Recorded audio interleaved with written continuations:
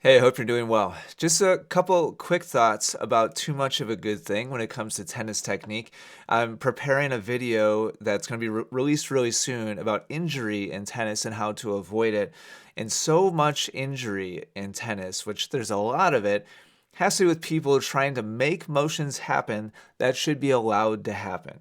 In other words, a great deal of the technique and the technical positions and motions and actions that tennis players focus on, they try to make them happen when in reality they should be allowed to happen.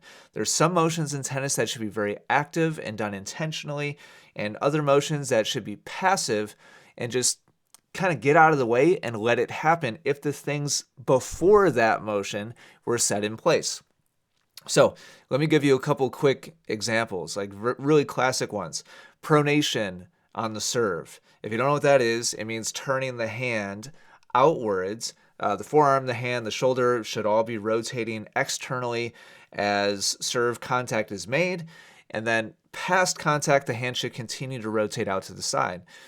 I just had a student recently that had significant wrist pain because when I publish this video, you'll see it. He was forcibly making that twist or that turn happen, like really aggressively. It was really causing a lot of pain.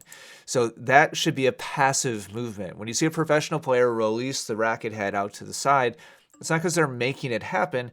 It's because of the stretch internally that they had before contact and then allowing it to unwind or release. Super, super important.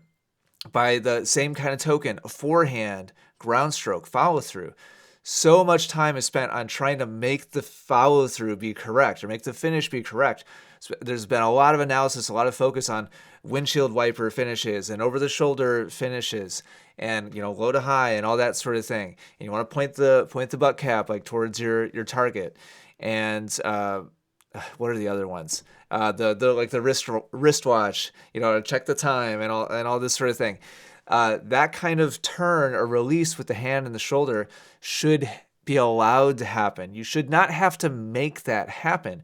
And if you do find yourself forcing it to happen or making it happen, well, guess what? All of that energy and muscles that are contracting and making that turn or that twist, it's all happening after the ball has already left the racket. So you can turn and twist and flip and rotate and turn over the racket all you want after the ball is left. You're not doing anything to the ball. The ball's already gone. And so it's just for show. It's just purely an aesthetic thing. When professional players finish with like a windshield wiper follow through, it's because of the circular rotation that was set in place before contact happened. So in other words, the racket was already turning in that direction before the racket hit the ball, and then they're just letting the racket continue to turn in that path. So if you see them finish like that and you try to copy it, you just try to kind of bolt that on to your mechanics that don't have the early turn, and then you try to just mimic the later turn in the motion, you're not doing anything and you're not adding anything to your game. B, when you do it actively, when they're doing it passively, it puts a lot of stress and strain on those smaller parts of the body. And that's what most tennis injury is connected to. It's forcing, it's explosive movements with small parts of the body repeated again and again and again and again. That's how you make stuff hurt.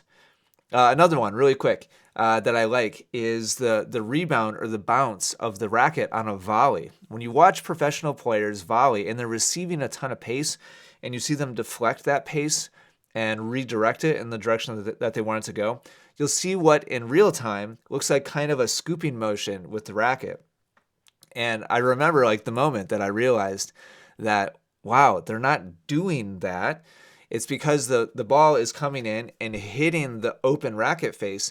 And when the ball hits the open racket face and the hand and the racket are, when the hand is relaxed and the arm is relaxed, it pushes the racket back and down because of the angle of the racket. And that's what creates what looks like kind of a scooping motion. That's passive. It's not active. But you'll see tennis players all over the place trying to like massage the ball and maneuver the racket underneath the ball. Nah, you're missing it. It should be a passive thing, not an active thing. So You're trying too hard a lot of times on your technique, and there is such thing as too much of a good thing. Oftentimes that good thing isn't even good at all when normal tennis players do it because it's forced. It's not allowed to happen.